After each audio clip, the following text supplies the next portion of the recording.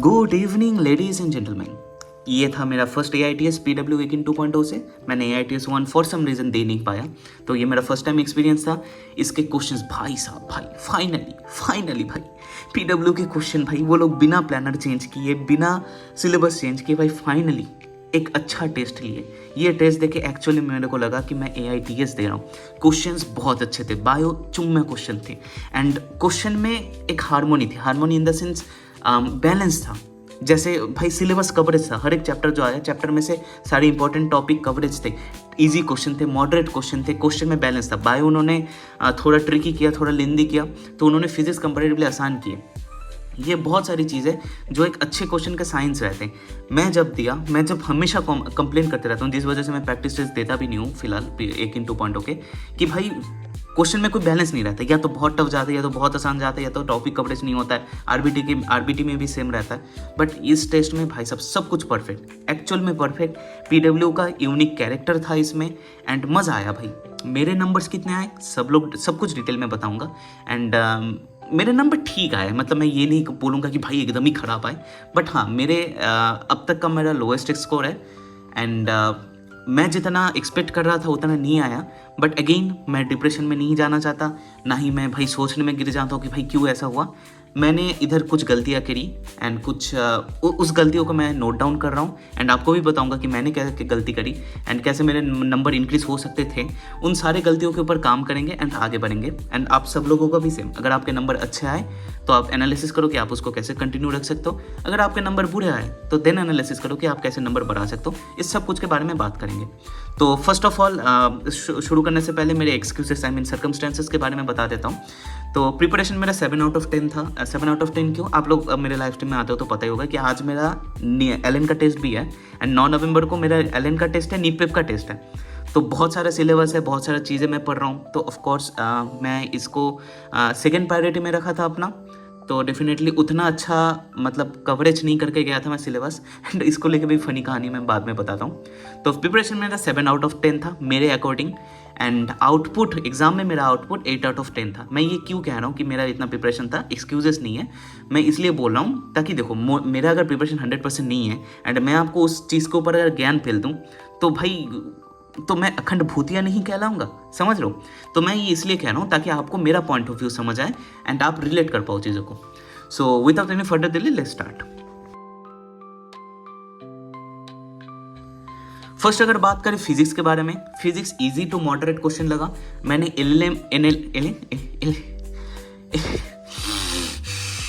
मैं NLM पढ़ के नहीं गया था, पढ़ के इन द सेंस रिवाइज करके नहीं गया था। मैंने नीट प्रेप के एग्जाम के लिए पहले पढ़ा था NLM, तो उसके ऊपर ही चला गया, बट NLM के क्वेश्चन मेरे बन गए।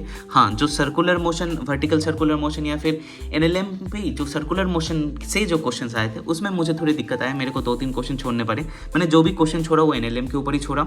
सेंटर ऑफ मास के जो क्वेश्चन थे मेरे बन गए, एंड वर्क और एनर्जी पे के क्वेश्चन भी मेरे बन गए। फिजिक्स में मेरे 140 प्लस स्कोर है। केमिस्ट्री में भी सोल्यूशन के जो कंसंट्रेशन टर्म्स है, भाई साहब अच्छा हुआ कि मैं सुबह पढ़ के गया था।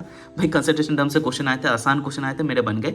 सोल्यूशन के भी क्वेश्चन बन गए, एंड बहुत कैलकुलेटिवली बहुत टफ क्वेश्चंस मेरे को नहीं मिले, इजी क्वेश्चंस ही मिले। एंड क्योंकि ताज़ा चीज़ें, एंड बेस्ट चीज़ तो ये था भाई एटॉमिक स्ट्रक्चर सोल्यूशन के, स्पेशली एटॉमिक स्ट्रक्चर के। भाई मैंने जो शॉर्ट नोट्स बनाए भाई बहुत कम, भाई दे केम इन क्लच, यू नो, बहुत काम में आए मेरे भाई, एकदम डायरेक्ट क्वेश्चन थे बन गए।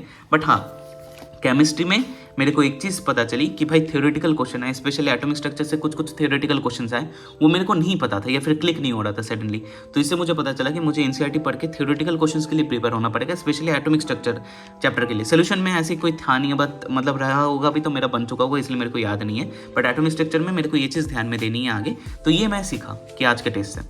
एंड फिजिक्स के बारे में और एक बोलना चाहता हूँ कि भले मेरे नंबर, केमिस्ट्री में मेरे खैर 140 प्लस आए। फिजिक्स में भले मेरे क्वेश्चन बन जाए, बट कहीं ना कहीं मेरे को लग रहा था कि मेरा प्रिपरेशन उस लेवल पे नहीं है। मतलब समझ रहा हूँ, जैसा क्वेश्चन था उसके अकॉर्डिंग मेरे क्वेश्चन और ज़्यादा फ्लुएंटली बनने चाहिए, फ्लॉलेसली बनने चाहिए थे, बट नहीं बना क्योंकि मैं प्रैक्टिस नहीं कर पाया। एंड इसका इफेक्ट मुझे बायोलॉजी में दिखा कि मेरे को टाइम मैनेजमेंट में थोड़ी दिक्कत हो गई। सो फिजिक्स में भी थोड़ा ध्यान देना पड़ेगा, केमिस्ट्री में थ्योरी पार्ट में थोड़ा ध्यान देना पड़ेगा। एंड अभी बात करते हैं प्रॉपरली बायो के बारे में।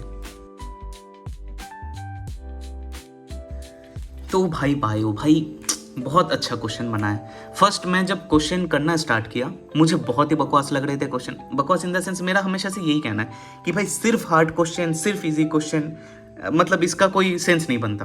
कि अगर आप चाहते हो कि भाई मैं स्टूडेंट्स को नंबर नहीं दिलाऊंगा तो anyone can make that question, मैं भी बना सकता हूँ कि आप आंसर ही नहीं कर पाओ। तो मैं इसका बहुत खिलाफ था। मेरे लिए ऐसा था, स्टैंडर्ड ऐसा था कि एक स्टैंडर्ड क्वेश्चन रहो, अगर इधर टफ हो तो उधर आसान होनी चाहिए, जैसे नीट प्रेप या एलन के क्वेश्चन रहते। तो मेरा पहले मैं थोड़ा वो था, बट जब मैं पूरा क्वेश्चन करा मेरे को देखने को मिला कि भाई प्रॉपर बैलेंस था क्वेश्चन में, क्योंकि फर्स्ट टाइम मैं दे रहा हूँ तो मैं उस चीज़ से उतना फेमिलियर नहीं था। एंड भाई साहब, भाई कर्मा लग गया भाई। पहले गाली दे रहा था भाई, मेरे साथ गंदा चीज़ हो गया भाई। मेरा बायो में मैंने टाइम मैनेजमेंट में गलती कर दी। हुआ क्या कि मैं सोच रहा था कि बायो में सारे क्वेश्चन वैसे ही रहेंगे, तो मैं ना हर एक क्वेश्चन में बहुत टाइम दे के कर रहा था। एंड फिर मैं सोचा कि अरे यार बायो में इतना टाइम दे रहे हैं, फिर फिजिक्स केमिस्ट्री छूट जाएगा, तो मैं तभी बायो से फिजिक्स में स्विच कर गया। एंड जब मैं फिजिक्स में स्विच करके बाद फिर केमिस्ट्री खत्म करके बायो में आया भाई, तभी देखा भाई इतने लंबे लंबे क्वेश्चन हैं। एंड क्वेश्चन ऐसे थे कि सिर्फ लेंदी क्वेश्चन नहीं थे, आपको पढ़ने के बाद समझना था। जैसे मैं अगर एलन के क्वेश्चन बोलूँ, एलन के क्वेश्चन लेंदी होते हैं, बट अगर आपका पढ़ा रहता है तो आपको पढ़ने में टाइम लगता है, समझने में ज़्यादा टाइम नहीं लगता। बट इधर मेरे को हर एक लाइन पढ़ने के बाद मेरे को देखना पड़ रहा है कि मास्टर कहने की क्या कोशिश कर रहा है, स्पेशली बॉटनी में। तो ये चीज़ मुझे अच्छी लगी कि सिर्फ रैंडमली ऑप्शन नहीं बनाया, उन्होंने ऐसे ऑप्शन बनाए कि आपको पढ़ने के बाद सोचना पड़ेगा। एंड भाई उधर मेरी वाट लग गई। बायो में मेरे नंबर कम आए, कितने नंबर आए नहीं कह रहा हूँ मैं, लाइव स्ट्रीम में आओ फिर बताऊँगा। तो बायो में मेरे नंबर कम आए, एंड अनएक्सपेक्टेडली बायो में ही मेरे नंबर कम आए। बट उससे भी ख़राब चीज़ क्या हो गई पता है, मैं हमेशा क्या बोलता हूँ कि बायो एनसीईआरटी रटो क्योंकि एनसीईआरटी से आने वाली है। भाई साहब मैं बस एक चैप्टर जस्ट एनसीईआरटी से नहीं पढ़ा था, एक chapter body fluid and circulation. भाई मैं इसके क्वेश्चन कर ही नहीं पाया भाई। तुम देखो एक्सक्रीशन मैं एनसीईआरटी से पढ़ के रखा हूँ, मार्क करके रखा है, ब्रीदिंग मार्क करके रखा है, केमिकल कंट्रोल कोऑर्डिनेशन मार्क करके रखा है, neural control and coordination mark करके रखा है। भाई ये एक चैप्टर, भाई ये कुछ पढ़ने का एक चैप्टर, भाई ये बॉडी फ्लूइड एंड सर्कुलेशन, भाई यही मैं एनसीईआरटी से नहीं पढ़ा। भाई मेरे मार के रख दी ये चैप्टर, मैं अटेम्प्ट नहीं कर पा रहा था क्वेश्चन, क्योंकि सारे क्वेश्चन ना ऐसे टिक मार्क वाले क्वेश्चन नहीं थे, एकदम line to line statement wise question थे।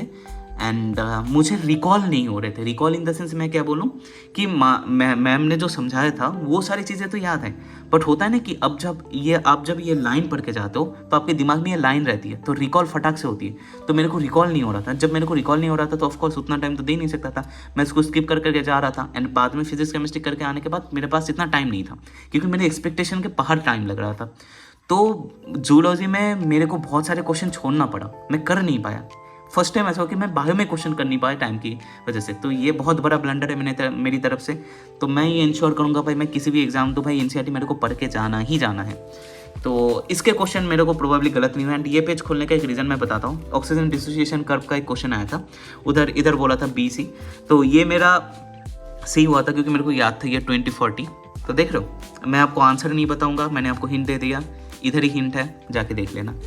एंड अगर बोटनी की बात करूं, बोटनी में भी मेरे नंबर थोड़े अनएक्सपेक्टेडली कम आए, but I am pretty sure botany में मेरे जितने भी मिस्टेक हुए सारे सिली मिस्टेक हुए।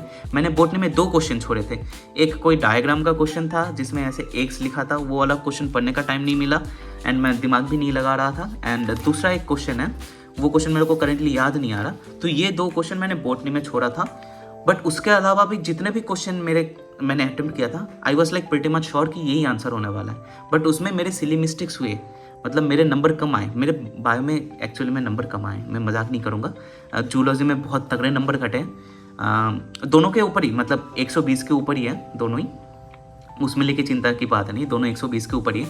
बट मेरे लिए बायो में जनरल टारगेट रहता है 300-320 प्लस, तो वो नहीं आया। तो मैं इसके ऊपर भी काम करूँगा कि कैसे नंबर आए। एनसीईआरटी रीडिंग ज़्यादा करूँगा। सेल डिवीजन चैप्टर में मेरे silly mistake, I am definitely sure, क्योंकि मैंने जितने भी आंसर किया आई वाज लाइक 200% श्योर कि यही आंसर होने वाला है। तो कुछ भी अगर गलत हुआ तो सिली मिस्टेक ही हुआ है, मतलब 100% श्योर हो सिली मिस्टेक ही हुआ है। तो मुझे उसके ऊपर काम करना है, क्योंकि सिली मिस्टेक मतलब मिस्टेक तो मिस्टेक होता है, नंबर तो नहीं आ रहा है। तो उसके ऊपर मेरे को काम करना है ताकि इन फ्यूचर मुझे पता चले कि ऐसी गलती ना हो।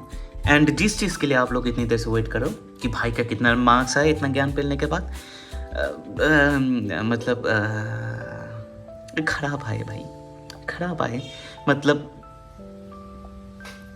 खराब आए। बट मैं दिखाता हूँ आपको। मेरे आए 536 एंड ख़राब इन द सेंस मेरे जितने नंबर आते हैं नॉर्मली पीडब्ल्यू के टेस्ट वगैरह में उतने नंबर नहीं आए। एंड मेरा टारगेट था मेरे प्रिपरेशन के अकॉर्डिंग कि 600 आएगा, बट मैं अपने आप को कुछ ज़्यादा ही ओवर एस्टिमेट कर रहा था एंड पीडब्ल्यू को कुछ ज़्यादा ही अंडर एस्टिमेट कर रहा था। देखो अपनी जो गलती है उसमें स्वीकारने में कोई गलती नहीं है, मतलब I am a honest man. तो मैंने जहाँ गलती किया कि मैं अपने आप को ओवर एस्टिमेट कर रहा था, मैंने दूसरी गलती जहाँ करा कि मैं पीडब्ल्यू को अंडर एस्टिमेट कर रहा था, एटलीस्ट AITS को अंडर एस्टिमेट कर रहा था।